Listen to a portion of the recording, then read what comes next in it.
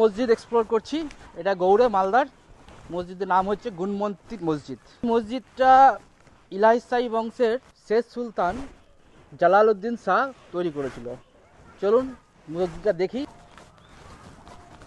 মালদার ইতিহাস মুর্শিদাবাদের ইতিহাসের থেকে অনেক বেশি পুরনো, কিন্তু মালদায় সেরকম পর্যটক নেই। সিরাজদৌল্লার ইতিহাস অনেক শেষের দিকে, তার স্থাপত্য ওখানে বেশি আছে, ওখানে পর্যটকও বেশি। কিন্তু মালদার একটা সময় ছিল মালদায় পর্যটক ছিল। এই গুলবন্দ মসজিদ তৈরি যে করেছিলেন সেটা তৈরি হয়েছিল 1484, আনুমানিক 1484। পলাশির যুদ্ধ হয়েছিল 1757 সালে। মুর্শিদাবাদে মানে ঐতিহাসিক নিদর্শন আছে, সেখানে প্রচুর পর্যটক যায়। দুঃখের বিষয় মালদার ইতিহাস বহুত প্রাচীন। কি এক অজ্ঞাত কারণে মানুষের হয়তো ঐতিহাসিক নিদর্শনের প্রতি রুচি কমে যাচ্ছে কিনা জানি না। আগে প্রচুর পর্যটক হতো মালদায়, কিন্তু এখন সেইভাবে পর্যটন মালদাতে একদমই নেই। তখন লোহার রড ছিল না, শুধুমাত্র ইট আর পাথর দিয়ে এই গম্বুজ তৈরি করেছিল।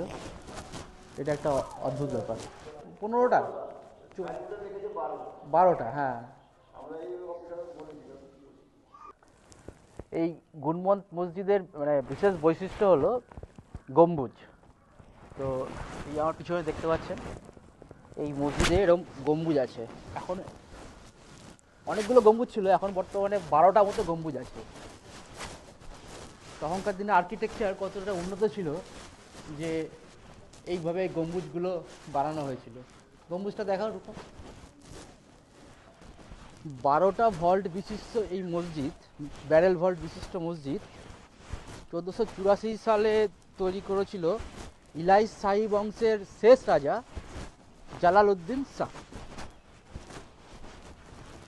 এদিকটা কিছুটা ভেঙে গেল, এই কিছুটা ভেঙে গেছে, কিন্তু ভেতরে এখনও 12টা মতন গম্বুজ আছে।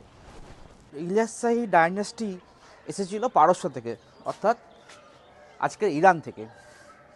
মোগলরা প্রত্যক্ষভাবে বাংলা কোনোদিনও শাসন করেনি, তারা পরোক্ষভাবে শাসন করেছিল। কিন্তু প্রাচীন বাংলার ইতিহাস আমাদের অনেকেরই মুখস্থ নেই। মোগল সাম্রাজ্যের ইতিহাস আমাদের মুখস্থ, কারণ আমরা সবাই সেই ফর্মুলাটা জানি যে বাবার হলো আবার জ্বর, সারিল ঔষধে। প্রাচীন বাংলার ইতিহাসও মনে রাখার একটা সহজ ছন্দ আছে, সেটা হচ্ছে মৌ গুপ্ত গর্তের পাশে। প্রাচীন বাংলার ইতিহাসও মনে রাখার একটা সহজ ছন্দ আছে, সেটা হচ্ছে মৌ গুপ্ত গর্তের পাশে।